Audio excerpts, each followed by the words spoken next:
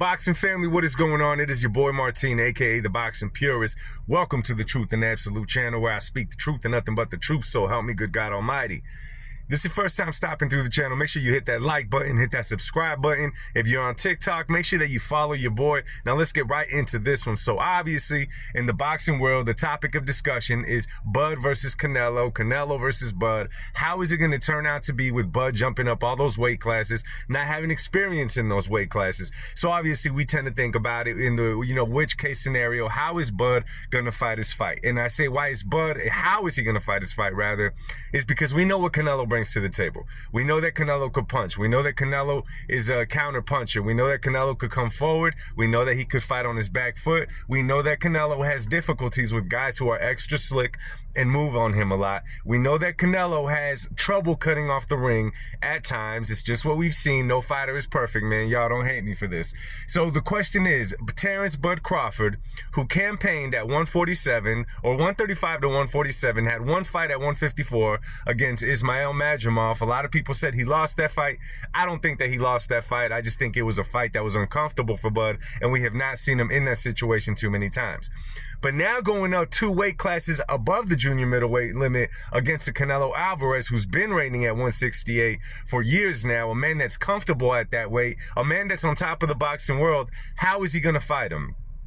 Now, there's a lot of people out there that say that Terrence Bud Crawford is going to take a page out of the Mayweather book, pretty much, because Mayweather beat Canelo convincingly many, many years ago. Only problem with that is y'all got to remember that Terrence Crawford does not fight like a Floyd Money Mayweather. You also got to remember that that fight was years and years ago. Canelo was very, very green and has gained so much experience ever since then. Now, one thing that Terrence Bud Crawford does good, and this is because he's so intelligent inside that ring, is he's able to make you uncomfortable, and he's able to take your greatest tools away from you. Now, normally when you could take their greatest tool, somebody's greatest weapon against them, they pretty much fall into your lap depending on which fighter it is. Now, if you guys remember Terrence Bud Crawford against Spence, we pictured that fight going into it. We picture Spence's body work, how he breaks fighters down during the course of the fight. His jab, that is a great jab. We pictured all of that, and we thought, how was Bud going to get past that? Well, we saw that what Bud did is he started disrupting Errol Spence Jr.'s jab. Ultimately disrupting his jab, he disrupted his rhythm. He disrupted his rhythm, he disrupted his game plan. After that, Spence was in there trying to figure out, how am I going to beat this guy? And we saw the outcome of it. Spence got beat up. Bud did things in that ring that was special that night. We moved forward.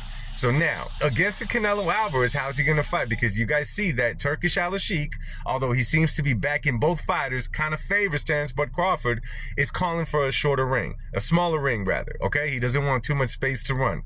He's also offering a bonus for the knockout, okay? I don't think any fighter, Canelo nor Terrence Bud Crawford, are going to be that moved by a knockout bonus because, one, they're both getting bags for this fight. Number two, to put yourself in a position where you're going to go for the knockout and only the knockout, you risk other things inside that ring. So what I believe Terrence Bud Crawford is going to do, I think that he is going to try to disrupt Canelo's rhythm, first of all. I think that he knows how Canelo fight. Canelo, he gets up in your face. He gets right there. He starts moving. He gets great movement, waist, all that kind of stuff. And Canelo is looking to counter shot you.